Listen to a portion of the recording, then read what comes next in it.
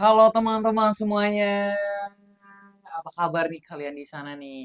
Semoga kalian sehat-sehat terus ya. Salam jumpa lagi nih sama kita di acara Ngobras, Ngobrol Ngobrol sastra. Sastra. Oke, teman-teman. Jadi di episode kali ini nih kita akan membahas mengenai bedah novel nih, Kak nih. Betul. Oke, baik ya. Sebelumnya perkenalkan nama saya Ricky dan kali ini saya bersama teman saya nih yaitu Mayang Asfia. Oke, yang akan membahas yang membedah novel Selamat Tinggal karya dari Terelie ya Kak ya. Betul. Oke, silakan Kak Mayang Asfia perkenalkan diri terlebih dahulu. Halo teman-teman, perkenalkan nama saya Mayang Asfia.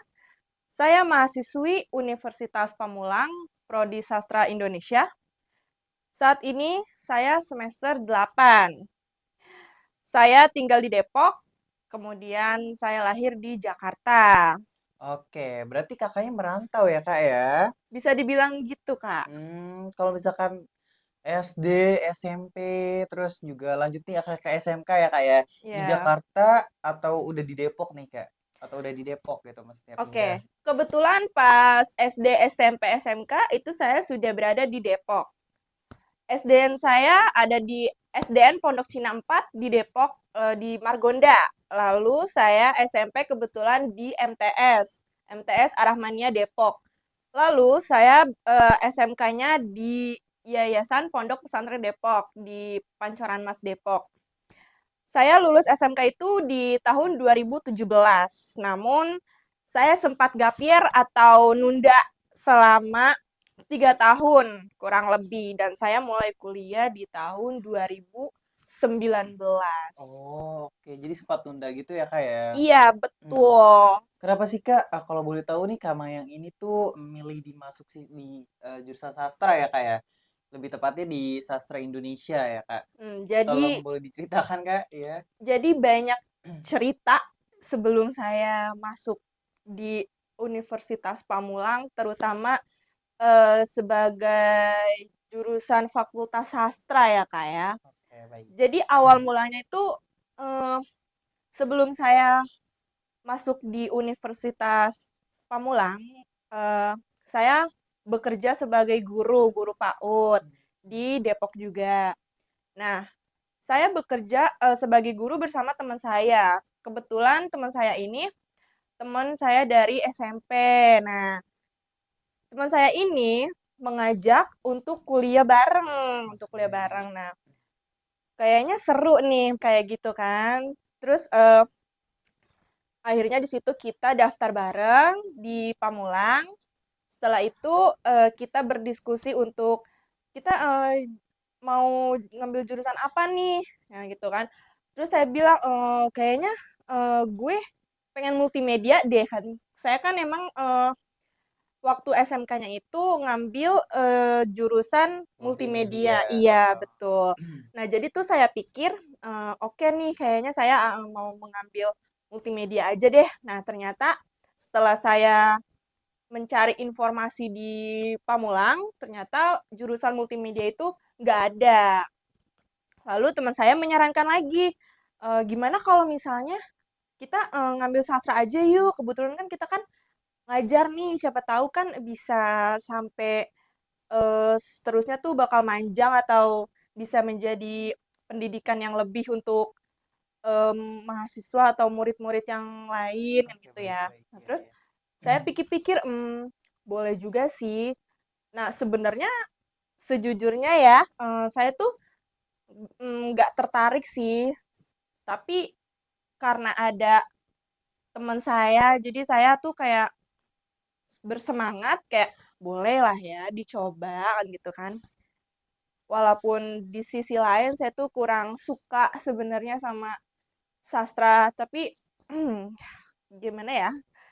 Ya udah saya jalani seiring berjalannya waktu, kita masuk bareng.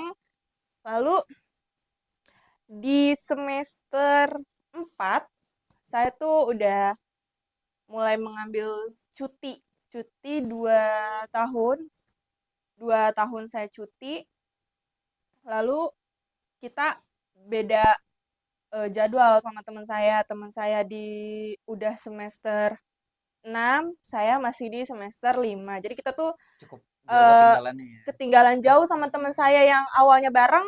Sekarang teman saya udah lulus kebetulan. Oh, Jadi sedih sih. saya tuh kayak ya gimana Tapi ya tetap mau harus semangat iya dong. mau berhenti tapi udah di tengah jalan Betul. sekarang, apalagi sekarang saya udah di akhir. Jadi kan mau nggak mau suka nggak suka, jadi kan saya harus tetap dijalani Oke. kayak gitu Kak. Oke, oke. Aku udah cukup paham sih, Kak. Hmm, bisa gitu ya berarti. Tapi gimana nih sekarang nih tanggapan Kak Maya setelah masuk sastra dan menjalani seluruh kegiatannya nih. Dari awal mungkin masuk terus sampai sekarang di titik ini gitu, Kak. Seperti yang tadi saya bilang sih Kak, mau gimana pun udah terlanjur nyebur ya. Jadi kan suka nggak suka, seneng dan duka juga kan harus tetap saya jalanin Betul, betul. walaupun di sisi lain saya kurang suka, tapi kan saya harus suka karena Iya, udah udah terlanjur nyebur. Iya, nyebur, benar. betul. Ya sih bener sih, Kak. Apalagi sekarang tuh Kak Maya udah di semester akhir ya. Betul.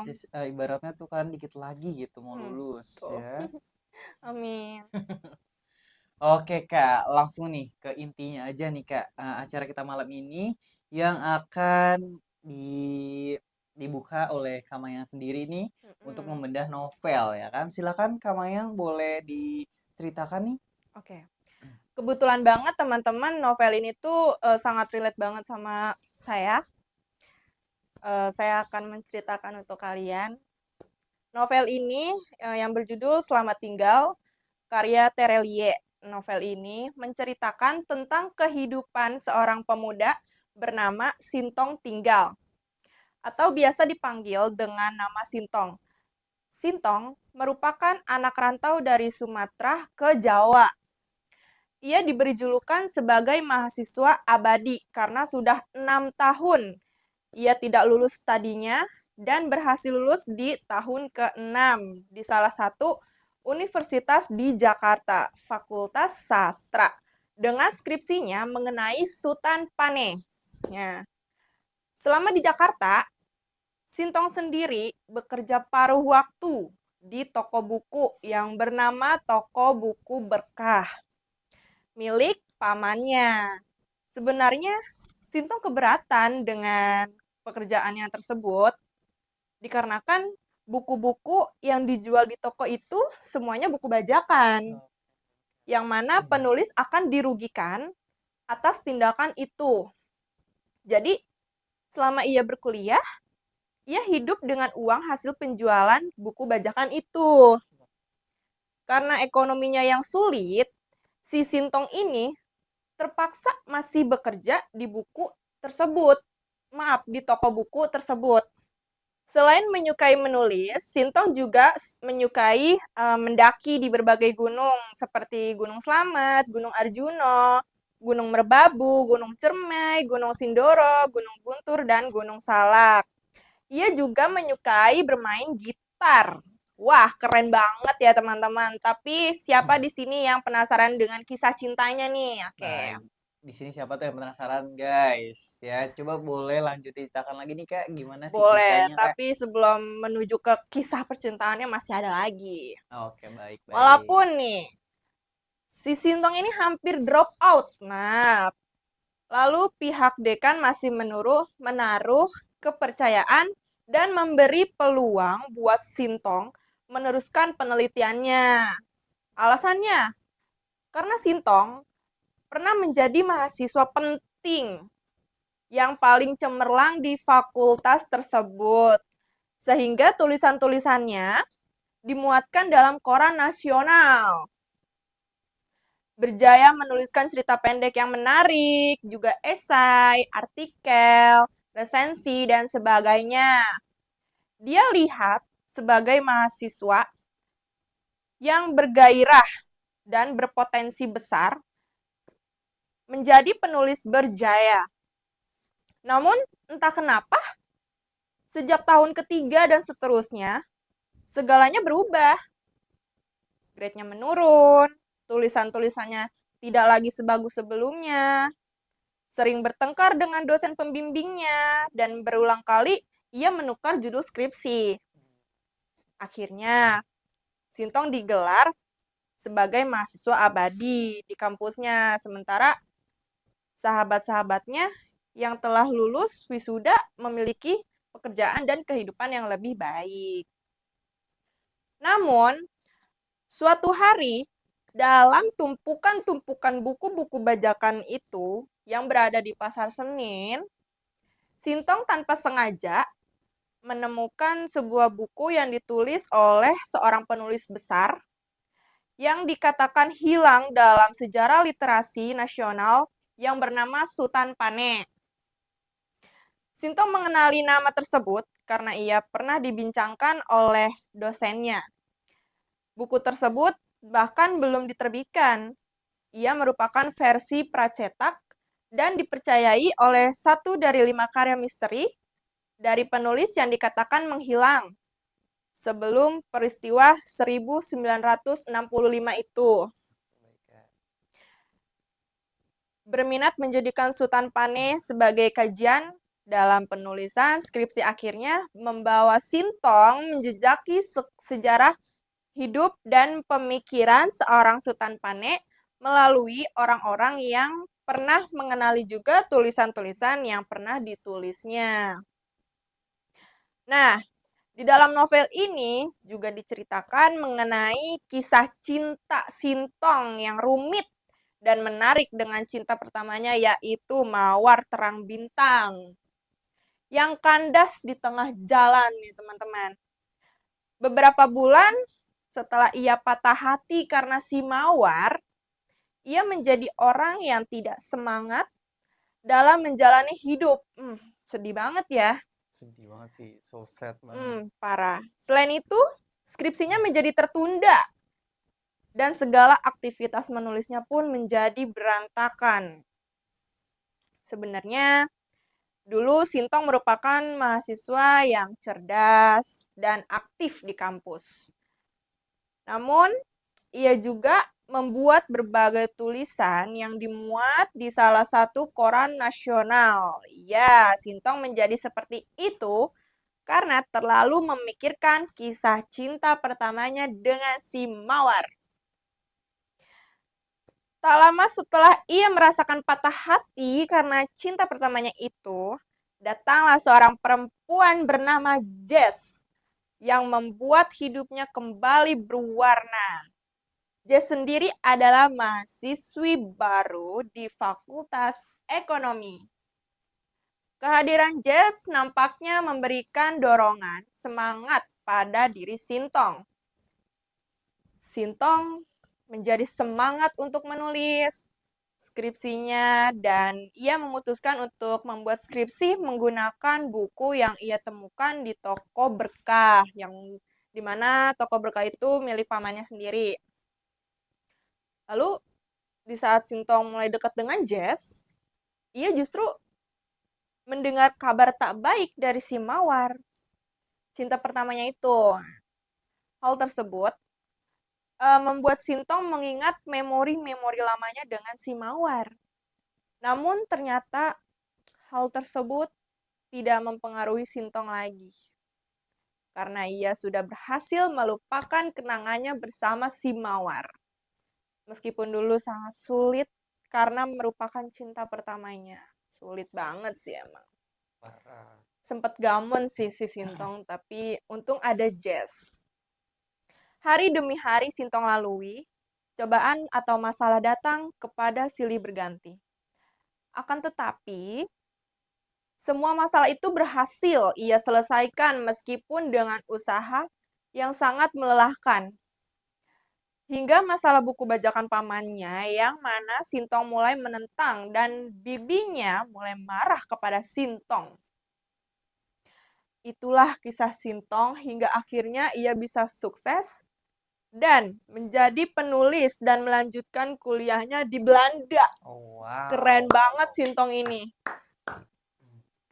Kenapa saya bilang novel ini tuh sangat relate dengan saya karena sejujurnya hampir mirip sih dengan kisah Oke, oke, perjalanan oke. saya selama saya berkuliah gitu. Nah, Hmm, novel ini tuh menggunakan latar masa kini, teman-teman. Maka ada banyak hal yang menurut saya sangat realistik and quite relatable. Anak-anak muda dengan sosial media, golongan ibu-ibu dengan budaya pamer, influencer dengan jutaan followers, YouTuber terkenal si tukang cover lagu orang, dan juga budaya stalk sosial media untuk mengenali seseorang. Ya, benar-benar menggambarkan tren dunia hari ini. Walaupun tak semua diceritakan dari sudut positif. Namun, berkat sosial media, jugalah Sintong berjaya menjejaki orang-orang yang pernah mengenali Sutan Pane, sang penulis yang telah menghilang. Namun, membaca novel ini memberikan saya gambaran bahwa isu bajakan sepertinya suatu yang hal tak asing lagi di Indonesia. Di Malaysia pun banyak juga barang-barang bajakan, tapi saya tak pernah lagi menemukannya. Dalam novel ini, Terelie benar-benar mengangkut isu bajakan dan mengkritiknya secara serius, terutama melibatkan buku-buku bajakan. Level buku-buku bajakan di Indonesia sampai tahap dijual di dalam toko, dan saya pernah membaca seseorang traveler Malaysia yang bercuti di sana, sempat berkunjung ke toko buku bajakan di Indonesia. Saya tak pasti sekiranya hal ini boleh dianggap menarik atau tidak. Yang pasti, siapa saja yang membaca novel ini akan terciduk karena Terelie membahas dan mengkritik habis-habisan banyak golongan dalam buku ini. Golongan pemerintah korup, penerbit buku yang hanya mau keuntungan. Lalu, penjual barang-barang bajakan, pembeli dan pembaca barang-barang bajakan. Mahasiswa yang belajar menggunakan buku bajakan. Para influencer dengan kehidupan penuh kemunafikan. Anak muda sekarang produktif yang banyak diharapkan screen dan lain-lain. Golongan yang kononnya tak pernah membaca buku bajakan dan merasa sok suci, sekalipun akan terciduk sebab definisi bajakan ternyata cukup luas, teman-teman. Fotokopi nota dari barang buku rujukan yang juga merupakan bajakan walaupun hanya untuk kegunaan kita sendiri. Apalagi menonton film streaming melalui website ilegal. Download lagu directly from YouTube, termasuk cover lagu orang lain untuk meraih pendapatan. Juga membeli selipar Adidas atau Crocs tiruan. Itu semua tergolong sebagai bajakan. Namun, segala hal yang dibahas dan dikritik dalam buku ini tak lain hanyalah untuk menimbulkan kesadaran dan membuka mata pembaca. Oke, oke. Masih ada lanjutan nih kan? masih ada dong. Hmm, Lalu, saya menyukai semua watak dalam buku ini, yaitu Sintong, Jess, Bunga, Melati, Slamet, Ucok, dan tak lupa Baben Naim, si pemilik rumah kos di mana Sintong tinggal bersama penyewa yang lainnya. Warga rumah kos yang mengindahkan, kata Sintong. Terasa manis sekali bila dapat pemilik rumah kos yang baik hati. Dan kawan-kawan serumah yang harmonis seperti sebuah keluarga sendiri. Saya sengaja tak membahas lebih tentang Sutan Pane. Watak besar dalam novel ini, teman-teman. Bimbang terspoiler lebih banyak. Apa yang dapat disimpulkan, Sutan Pane adalah gambaran penulis yang lahir di era nasionalisme tahun 1960-an. seorang penulis produktif yang tulisannya selalu muncul dalam surat kabar dan majalah di era itu. Pemikirannya tajam, menarik, dan penuh inspirasi. Seorang yang netral dan berani mengkritik apapun itu. Sintong dan Sutan Pane mempunyai sifat yang sama. Mereka insan yang teguh dengan prinsip yang dipegang. Nah, novel ini cukup menarik, teman-teman. Segala pendapat dan kritikan yang ditulis dalam buku ini seperti membaca suara hati Terelie sendiri. Terelie adalah penulis populer yang karyanya juga populer dalam kalangan pembaca di Malaysia. Namun, popularitasnya tak selalu hal yang menguntungkan karena disebabkan karyanya yang populerlah menjadikan karya-karya beliau yang paling banyak dibajak. Maka di mana lagi tempat terbaik menyuarakan pendapat dan ketidakpuasan hati seorang penulis kepada pembaca melainkan karyanya sendiri. Oh, gitu. Cukup ya Kak ya berarti ya. Cukup kebetulan sih ini saya suka sih dengan apa yang diceritakan pada novel ini, Kak. Oke oke. Tadi kebetulan cukup relate ya Kak kisahnya ini ya, tadi Kakak bilang tuh ya. Betul, iya benar Sama banget. ya sama Kama yang ini ya Kak, ya kan? Makanya kenapa saya ingin mencoba membedah novel ini, ya karena cerita di novel ini sangat sama persis dengan apa yang saya alami. Bedanya kalau tokoh Sintong ini dia sambil bekerja, sedangkan saya tidak. Segitu aja tuh udah cukup keren banget sih menurut saya tuh. Terima kasih. Cerita dalam novel ini tuh cukup menarik Betul. ya, sangat interesting gitu loh Kak. Tapi apalagi nih yang saya dengar bahwa cerita ini sangat relate nih buat Kak Mayang sendiri ya kan. Berarti novel ini bisa menggambarkan motivasi supaya Betul. Kak Mayang ini lebih semangat lagi dan ya bisa lulus sih tepatnya ya. Amin. Oh iya nih guys nih quotes apa sih yang paling Kak Mayang suka nih di dalam novel ini nih? Oke. Kebetulan saya menyukai beberapa quotes. Ya, kebetulan saya menemukan eh, 5 quotes yang saya sukai. Oke, saya bacakan ya. Yang pertama, saya sangat menyukai, di sini ada kutipan, tulislah sesuatu yang harus dibaca banyak orang, bukan yang ingin dibaca banyak orang. Nah, itu quotes itu ada di halaman 121, teman-teman. Lalu, yang kedua, ada kutipan, kita tidak pernah sempurna. Kita mungkin punya keburukan, melakukan kesalahan, bahkan berbuat jahat kepada orang lain.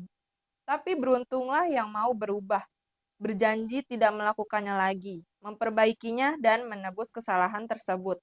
Berani mengucap selamat tinggal. Kutipan tersebut ada di halaman 349.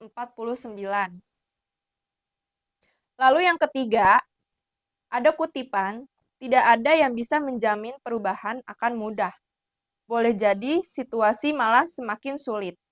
Tapi ingatlah nasihat agama. Barang siapa yang hendak berubah menjadi lebih baik, maka apapun kemalangan yang menimpa berikutnya, semua adalah kebaikan baginya.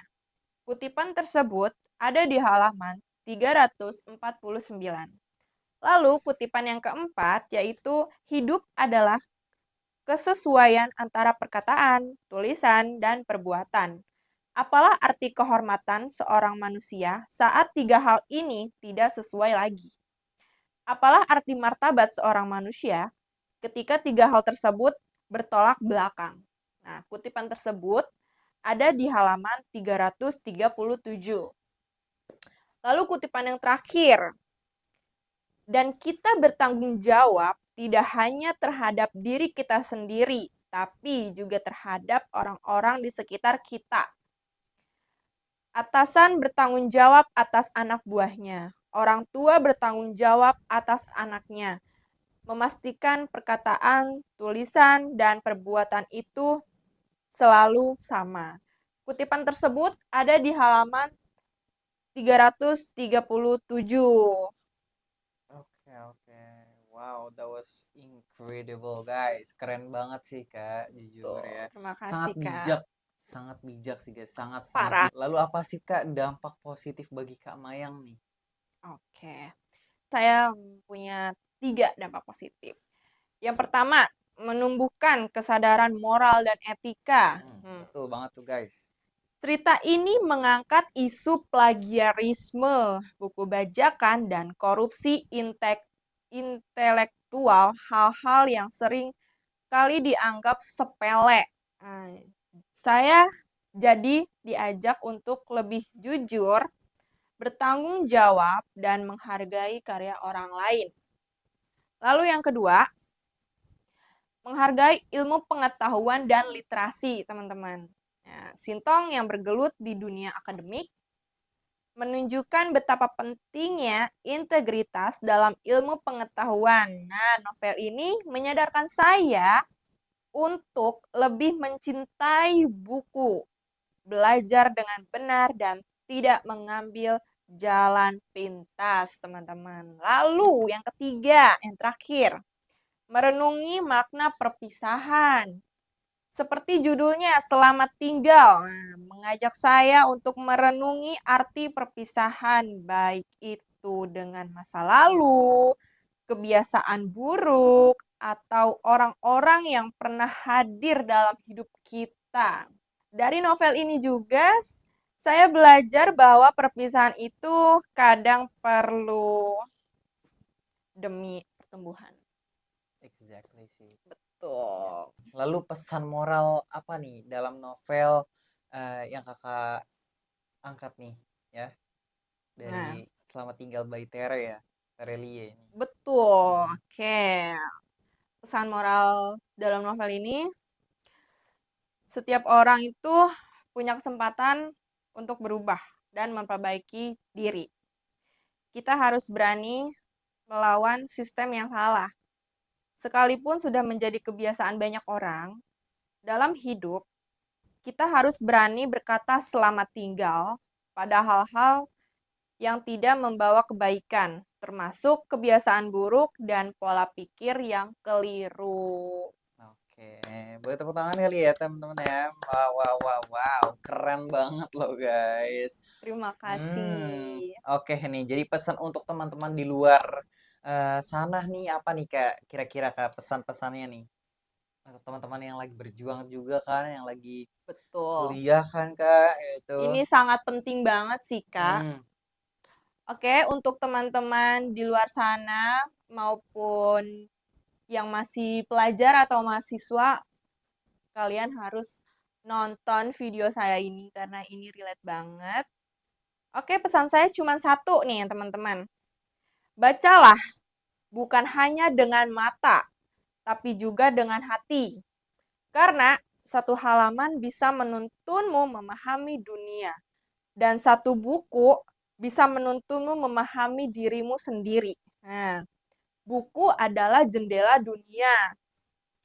Tapi pembaca bukan hanya untuk gaya, melainkan untuk memperkaya jiwa dan pemikiran. oh, wow, wow, wow, wow, wow, wow, wow. Keren banget Kak. Jujur ya aku Terima dengernya tuh kasih. sampai yang kayak miss gitu loh, kagum loh Wow. Kak. Wow, terima Terima kasih kasih. ya, ya Sama-sama. sama-sama Kak. Oh iya, iya. Terima kasih nih untuk Kak Mayang yang sudah berantusias di acara Ngobras ini. Semoga sukses terus dan semoga cepat lulus dong tentunya ya Kak ya. Dan Amin, semoga amin, amin, amin. cepat ya setelah lulus itu baru nikah ya. Wah, itu sih sangat yang saya tunggu-tunggu ya. Amin. Amin, amin. Oke, baik.